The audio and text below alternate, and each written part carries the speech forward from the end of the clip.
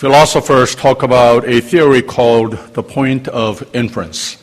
This theory contends that all living organisms, including human beings, must show growth in order to indicate health. So healthy organisms, whether they are plants, animals, or human, when they see growth, it is a sign of health. Conversely, if an organism exhibits a state of being dormant, if growth stops, it is an indication that it's not healthy. This is the point of inference. And at that point of inference, the organism has the choice to find ways of growth again and regain health and vitality, or remain at that plateau and stay unhealthy. When there is no growth, it's only a matter of time, whether it's a living being or any organism or any organization, it eventually dies. This principle is true with all living organisms and even organizations. This is the point or purpose of this theory. This point of inference also applies to our spiritual lives. By faith, we are all saved people. We are all going to heaven someday. But the question is, how healthy are you as people who are set apart as citizens of God's kingdom? To prove that you are spiritually healthy, are you continuing to grow in Christ? Do you feel that? Can others see it? Can God see it? If you can answer to all these questions, congratulations. But if you can't, this is the reason for our passage for today. It is a wonderful prescription, the whole of chapter 5, for us to continue to grow, to receive Jesus as Lord and Savior in all of our lives, and be victorious as salt and light of this generation that God has called us to be. 아멘. 소크라테스는 신을 믿지 않는다는 것과 젊은이들을 현혹하여 타락시킨다고 하는 죄목으로 사형 선고를 받게 됩니다. 감옥에 갇혀 사형 집행을 기다리고 있는 그에게 크라이톤이라고 하는 제자가 찾아와서 충고와 설득을 합니다. 많은 돈을 주지 않고도 선생님을 감옥에서 탈옥시켜줄 사람들이 있습니다. 뇌물을 좀 쓰면 됩니다. 우리 탈옥합시다. 소크라테스가 탈옥이라고 하는 크라이톤의 제의를 단호히 거절하면서 사람이 사는 것이 중요한 게 아니라 사람은 어떻게 사는 것이 중요한 거다라고 말을 했습니다. 사람이 사는 것이 중요한 것이 아니라 어떻게 사느냐가 중요합니다. 그렇다면 하나님의 백성으로서 우리는 어떻게 살아야 하는가? 사람이라고 하는 말이 삶이라고 하는 말의 어원이라고 하지 않습니까? 아울러 사람이 사는 것은, 삶이라고 하는 것은 사람답게 살아야 한다라고 하는 뜻을 내포한 말입니다.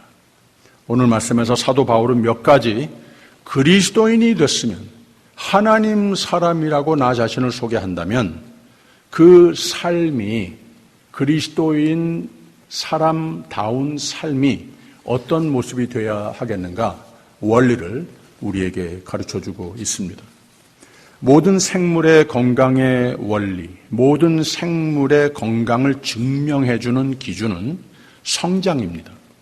가령 나무가, 화초가 가끔 쳐다볼 때에 잎이 나오고 키가 조금씩 자라고 하는 것이 보이면 건강하다라고 하는 사인입니다.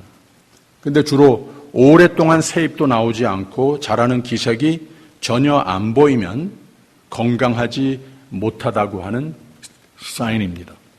사람도 그렇고 모든 짐승, 모든 생물이 다 같은 원리입니다. 자라는 것이 보여야 건강하게 자라고 있구나, 살고 있구나, 이것의 증거가 된다고 하는 말입니다. 철학가들은 이 원리를 point of inference라고 합니다. 모든 생물과 모든 사회의 기관, 한 민족, 나라마저도 성장 과정이 있고 건강을 유지하기 위해서는 늘 성장이 있어야 건강의 증거이고, 암만 전성기를, 황금기를 이루었다 하더라도, 그 중에 지금 있다 하더라도 한 세월을 눈에 보이는 성장이 없이 그 상태가 지연되면 플래토 에펙트라고 하는데, 요 시점이 위기라고 하는 말입니다. 다시 현 상태에서 더욱 성장에 어떤 동기부여가 있으면 미래가 있는 것이고, 아무런 성장을 위한 대안이 없으면 그 생물이나 공동체는 쇠퇴기, 부진기에 도달하게 된다고 하는 말입니다. 그리스도인은 그리스도인이라고 일컬음을 받으려면 반드시 성장이 있어야 한다라고 그랬습니다. 변화가 있어야 하는 겁니다. 무언가 다른 것이 있어야 합니다. 이걸 성화라고 합니다. 수요예배, 무교예배 때의 이 성화에 대한 말씀을 7주 동안 지금 나누고 있는 중입니다. 크리스찬이 됐다고 하는 것은 무엇을 많이 아는 것이 아닙니다. 알아야 되지요. 그러나 거기에서 스탑하면 안 됩니다. 뭘 많이 하는 것에 스탑해도 안 되는 겁니다. 뭔가 잘하는 것이 보여야 되는 겁니다. 뭔가 달라지는 것이 있어야 하는 겁니다. 교회라고 하는 곳은 그 신조와 세상에 보여지고 영향 끼치는 것이 세상 사상, 문화, 가치관과는 무언가 달라서 교회 아니겠습니까? 나는 크리스찬입니다 라고 하는 뜻이 나는 예수 그리스도를 닮은 사람입니다 라고 하는 뜻으로 나 자신을 소개하는 뜻이라고 하지 않았습니까? 많은 그리스도인들이 시험이 들거나 신앙생활을 몇 년, 평생을 해왔어도 너무도 쉽게 넘어지는 것을 종종 보면서 안타깝지 않을 수 없습니다. 예수 그리스도를 구세주로 영접한다고 하는 뜻은 마음속으로 모신다라고 하는 뜻이고, 내 삶의 주인으로 모신다라고 하는 뜻 아니겠습니까? 예수님을 모셨으면 예수님께서 그 마음속에 성령으로 채우신다라고 하는 뜻입니다. 성령으로 채우신다, 성령 충만이라고 하는 말이 무슨 신비주의적인 그런 모습으로 내가 변했다, 이런 뜻 전혀 아닙니다. 그냥 단순하게 하나님이 내 마음에 충만하게 내 집 삼으신다, 이 뜻입니다. 이거 내가 허락하냐고 하는 뜻이죠. 그렇다면 예수님이 원치 않으시는 마음, 생각, 사상, 텐덴시, 그 모든 것을 마음으로 하나님께서 충만하신 그 마음의 삶에 발둘 자리가 없어야 하는 것 아니겠습니까? 그래야 성령께서 충만하게 채우시는 겁니다. 마음이라고 하는 곳은 사람의 표현력과 모든 행동의 원천이 되는 곳입니다. 마음으로 모든 것이 비롯됩니다. 묘는 그리스도인은 진정으로 구원을 받은 사람은 내 마음 전부를 예수님의 자리로 내어드리는 삶이 된 겁니다. 예수께 마음을 전부를 내어드린 사람은 달라도 뭔가 다릅니다. 세상을 보는 눈이 달라집니다. 세상이 나를 보아도 뭔가 달라졌습니다. 말을 해도 진정 구원받은 거듭난 사람 같아집니다. 모든 결정 짓는 모습, 하는 행동, 마치 예수님과 꼭 닮았다 보이게 되는 겁니다. 왜? 그 마음이 예수께 드려졌으니까. 예수님이 마음대로 변화시키시니까. 예수님이 마음대로 성장시키시고 예수님이 마음대로 뭔가 달라지게 만드시는데, 그것이 무엇이냐? 이걸 성화라고 하는 겁니다. 왜 성화가 크리스찬에게 그렇게 중요한 것인가?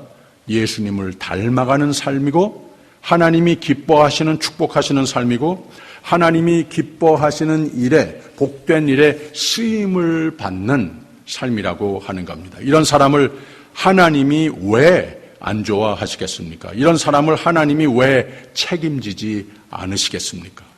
성화란 성경의 반 이상이 누누이 가르치는 바인데 바로 성화가 하나님의 나의 삶으로 뜻하신 바이라고 하는 말입니다. 축복 중에 축복의 삶이 된다고 하는 말입니다.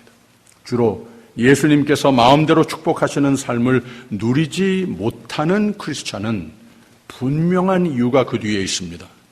크리스찬이라고 하지만 진정한 예수를 구세주로 영접하지 않은 사람입니다.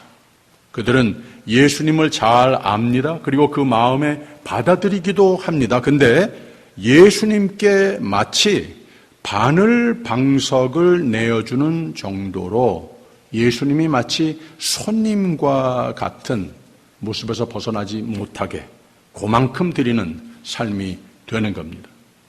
그러다 보면 내가 크리스찬으로 사는 삶이 내가 손님 같습니다.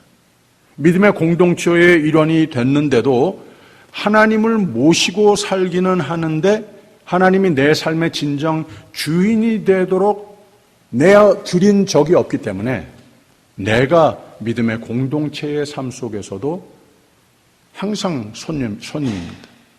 예수님이 내 마음의 삶에 늘 손님이라서 그런 겁니다. 내 삶의 주인으로 모신 적이 없어서 그런 겁니다.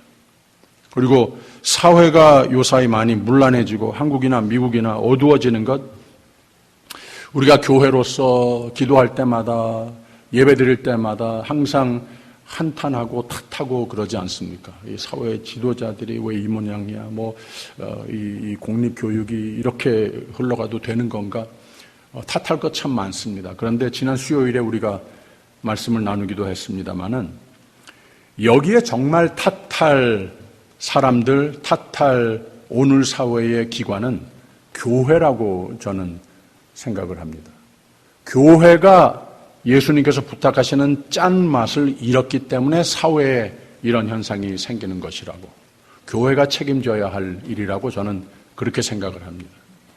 세상을 생명의 빛으로 하나님의 뜻으로 밝혀주는 빛이 되라 그랬는데 교회가 성도들이 이 세상에 사는 가운데에 그 어두운 세상에 좀 빛이 되지 못하고 말 아래 감춰둬버리는 이런 삶이 됐기 때문에 교회가 책임져야 하는 일이라 저는 그렇게 믿습니다. 그래서 예수 그리스도를 내 삶의 주인으로 모시는 삶, 내 삶에 늘 승리의 생명의 길로 인도하시는 성령께서 충만하신 삶이 되지 못할 때 결과적으로 무서운 말인데요. 하나님을 믿고 의지하고 섬기는 삶이 되지 못합니다. 복 받는 삶이 되지 못합니다. 복을 주는 삶도 되지 못합니다. 하나님께 오히려 섭섭하게 해드리는 삶이 됩니다. 여러분, 크리스찬이 교회가 이래서 되겠습니까? 여러분, 진짜 크리스찬이 되시기를 주님의 이름으로 축원합니다. 그래서 진짜 하나님의 복을 누리시는 여러분 한 분 한 분 되시기를 주님의 이름으로 축원합니다. 예수님은 거듭나야 구원받는다고 분명히 말씀하셨습니다. 거듭나야 모든 지각에 뛰어난 평강을 누리며 살 수 있는 것이라고 말씀하십니다. 거듭나야 뭔가 달라진 것이 있어야만 하나님의 사람들로 하나님의 내 하나님이라고 고백하면서 모든 은혜를 놀라운 차원에서 누릴 수 있는 겁니다. 여러분, 주 안에서 거듭나신 크리스찬이 되시기를 주님의 이름으로 축원합니다. 그래서 하나님과 그의 풍성함으로 장식하시는 축복을 누리시기를 부탁드리겠습니다. 이렇게 복된 삶이 되려면 무엇을 어떻게 해야 되겠는가? 마음에 예수를 구원자로 그리고 주인으로 모셔야 한다고 하는 말입니다. As Savior and Lord라고 하지 않았습니까? 그래서 오늘 우리가 읽은 부분에 조금 뒤로 가서 1절에 그러므로 사랑을 입은 자녀같이 너희는 하나님을 본받는 자가 되고 라고 그랬어요. 8절에서 너희가 전에는 어두움이더니 이제는 주 안에서 빛이라 빛의 자녀들처럼 행하라. 10절에는 주께 기쁘시게 할 것이 무엇인가 시험하여 보라. 예수를 내 삶의 주인으로 주로 모신 자가 되어야 한다고 하는 말입니다. 이게 첫 번째 조건입니다. 이것이 이루어지지 않은 상태로는 성경 100번 읽어도 변화 없습니다. 성장 없습니다. 건강하지 못합니다. 성경을 하도 많이 봐서 성경을 100번 가르쳐도 변화 없습니다. 성장 없습니다. 그런데 이것이 바로 이루어지면 그 삶에 변화가 있습니다. 성장이 있습니다. 하나님 계획하신 바대로 복된 삶이 됩니다. 왜? 그 삶의 주인이 되셨으니까 하나님께서 마음대로 복 주시는 삶이 되신다고 하는 거죠.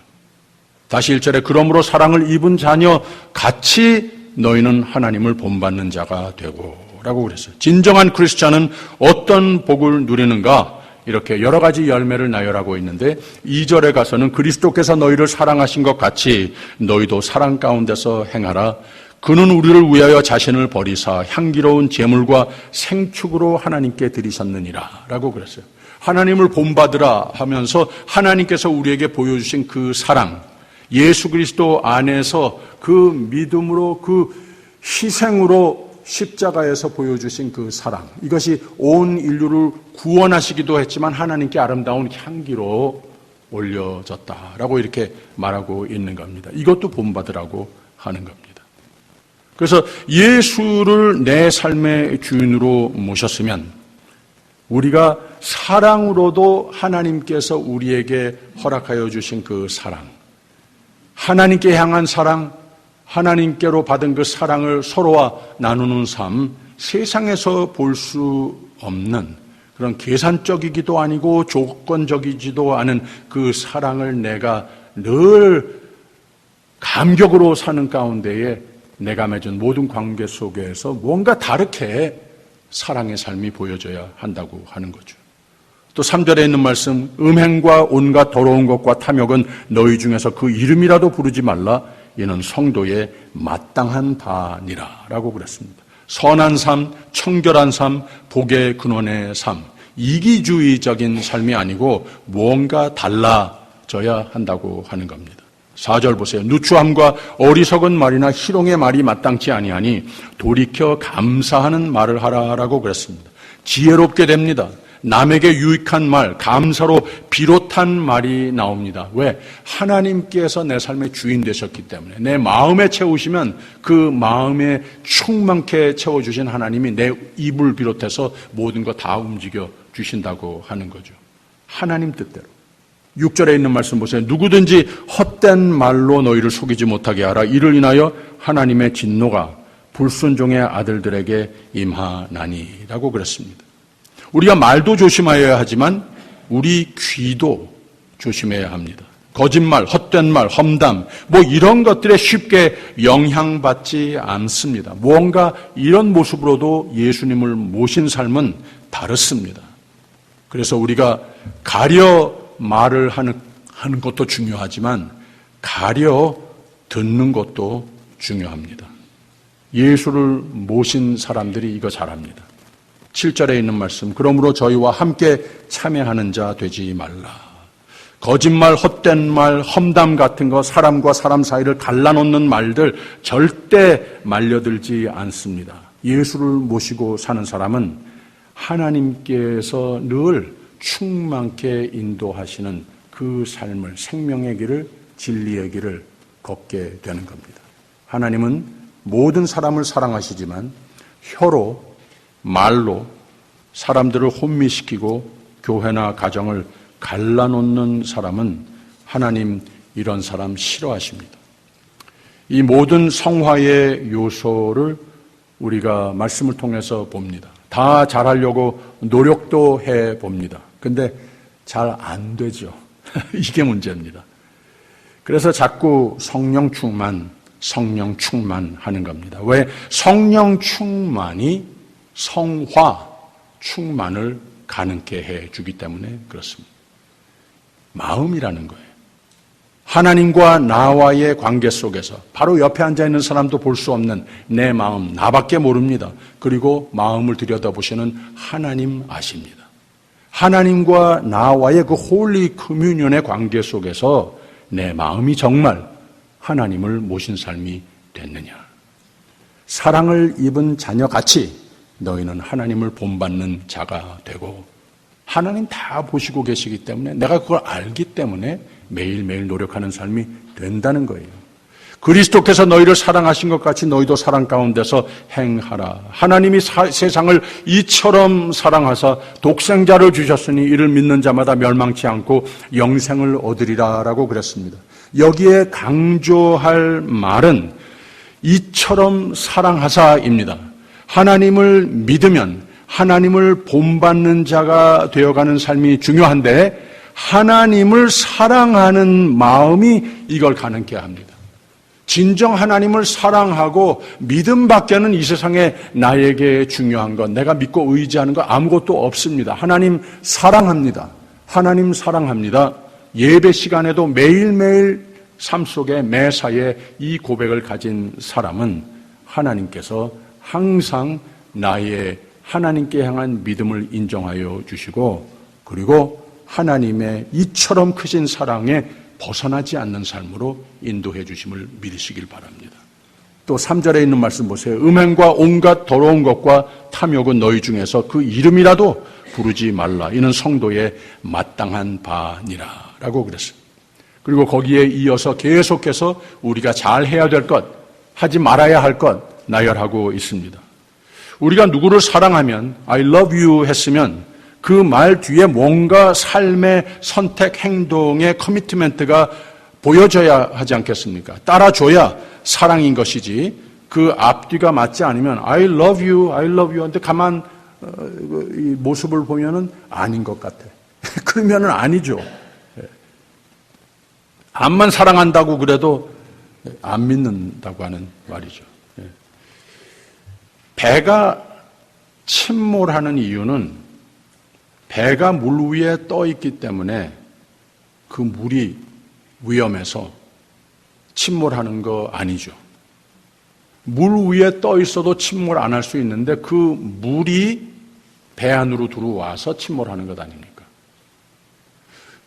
그 물을 배 안으로 들였기 때문에 그 배가 침몰하는 것 아니겠습니까? 바로 신실하신 하나님의 사랑을 입은 자들, 하나님의 사랑을 소망하며 사는 자들의 도리는 진정하게 하나님을 사랑하는 삶입니다. 생명과 빛 가운데의 삶을 사랑하는 삶입니다. 내가 탄 인생의 배에 거기에 주님을 태우고 사는 삶입니다.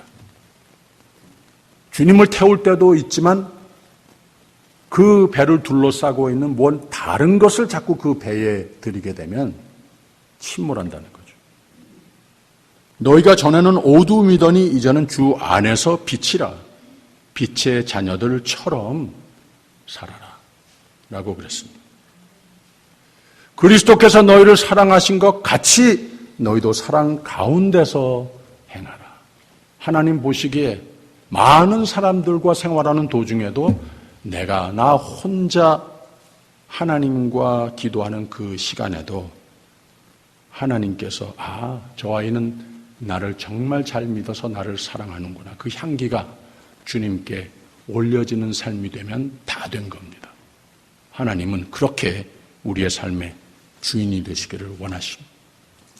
어제 원로 지휘자님 구순 생신잔치에 가서 감사의 예배를 드렸습니다. 모든 자녀들 손주가 아버지, 할아버지에 대해서 감사하는 축하의 메시지를 나눴습니다.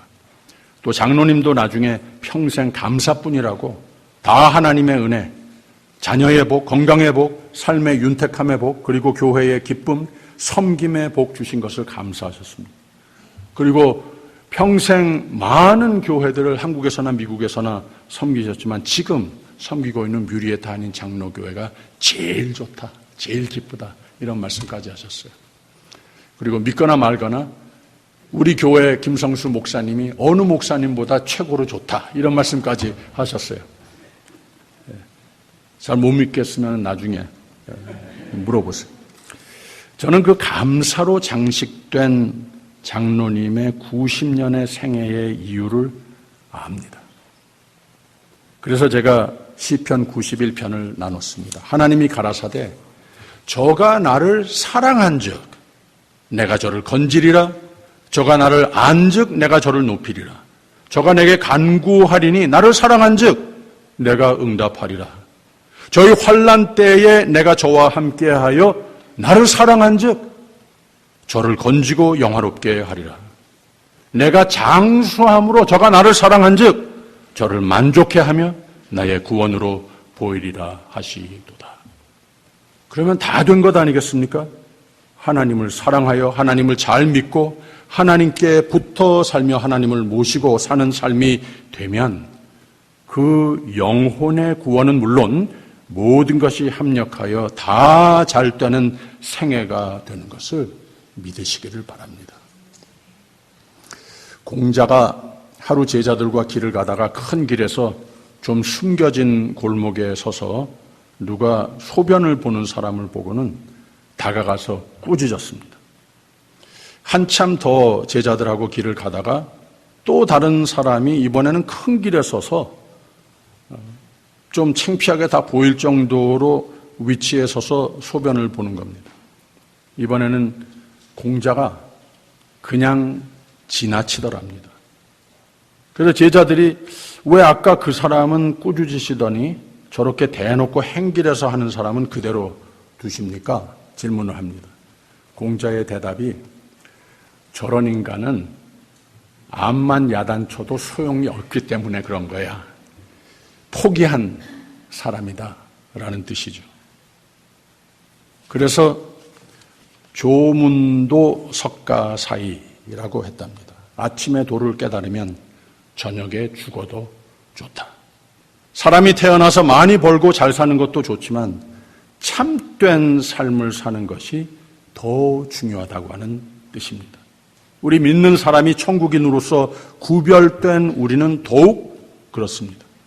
단 하루를 이 세상에 더 살아도 하나님의 뜻이 무엇인가, 내가 어디에 가치를 두고 어떻게 살아야 할까 고민하며 사는 자는 참 생명의 삶이 되는 겁니다. 행복을 진정 알고 누리고 끼치는 보람된 인생이 됩니다. 크리스찬이 됐다고 하는 의미는, 교회 교인이 됐다고 하는 의미는 영혼만 구원받으면 안 되는 겁니다. 삶이, 인생이 구원받아야 하는 겁니다. 믿음과 삶의 모습이 상반된 모습이 자꾸 보이면 행복한 삶, 후회 없는 삶이 힘듭니다. 하나님이 구원하신 삶을 하나님이 구원하신 자답게 사시기를 부탁드립니다. 그러기 위해서 하나님의 말씀으로 더욱 성화하며 성령이 도우시며 도우시는 중에라도 책망을 때로 받는 삶이면 하나님께 감사하십시오. 하나님이 사랑으로 나를 다듬어 가는 중이십니다.